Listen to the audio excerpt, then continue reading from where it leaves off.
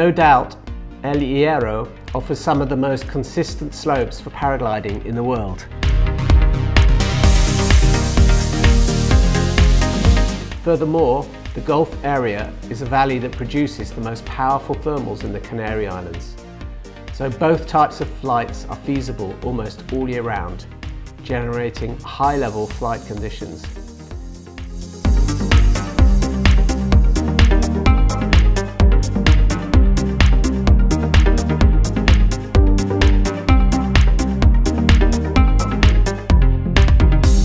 There are about a dozen approved takeoff sites.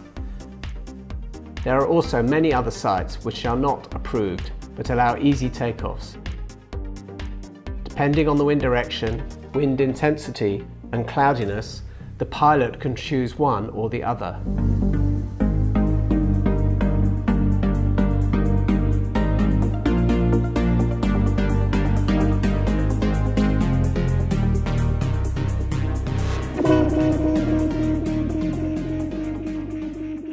Among Canary pilots, it is common to use the word outflow, which describes the phenomenon known as the Venturi effect.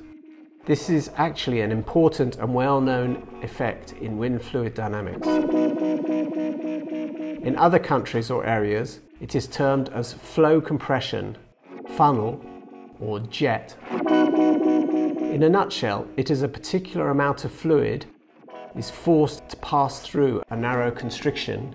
It will have to accelerate to prevent the total fluid volume from decreasing.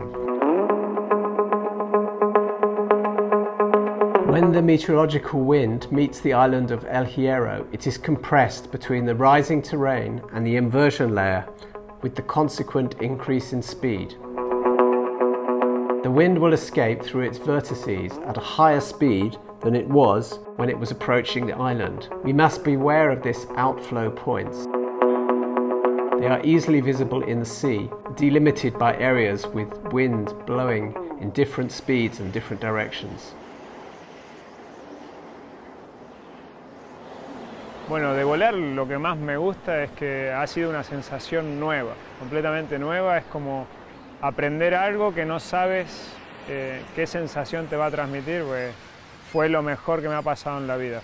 Llevo 12 años volando, empecé cuando tenía 25 años, empecé en la isla del Hierro y ha sido el principal causante de tantos bienes en mi vida. Lo que le diría a la gente que no vuela es simplemente que por una vez en la vida dejen de pensar en que hay peligro y lo prueben, que seguramente va a ser lo que les atrape, igual que me atrapó a mí, y será nuevos pilotos seguramente.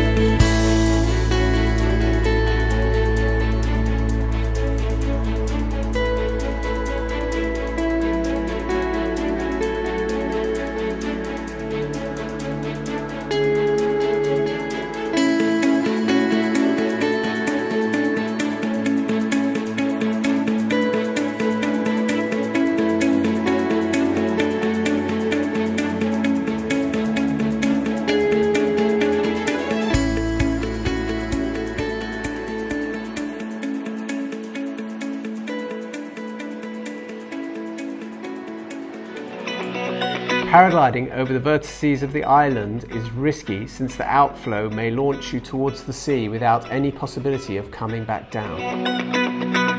Visible to the naked eye, the borderline between wind and calm, known as cut or shear, limits two distinct areas. one area where the wind moves at high speed offshore and another sheltered, calm area. It is very important to learn how to identify them because flying too close to the cut wind can be dangerous. The sea is the best indicator, although clouds can also reflect the outflow area through bright spells, roll clouds, broken and scattered clouds. At ground level near the wind cut or wind shear, the breeze usually originates in the opposite direction of the outflow, very often in the completely opposite direction. Flying over this area is very dangerous activity if the pilot is not familiar with the phenomenon. But it is something that local pilots do very often. We should get advice from them so we can enjoy to take advantage of these special conditions.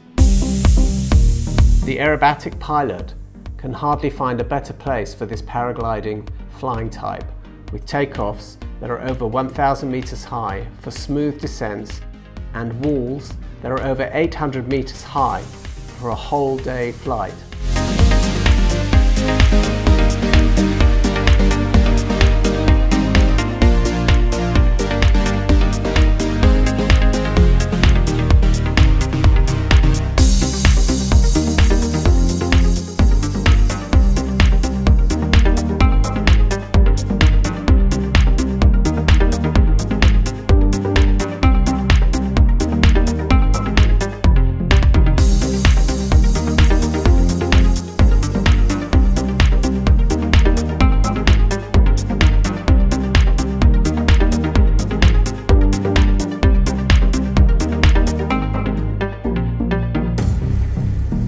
Few places on the globe offer such good conditions to carry out so many maneuvers in a day.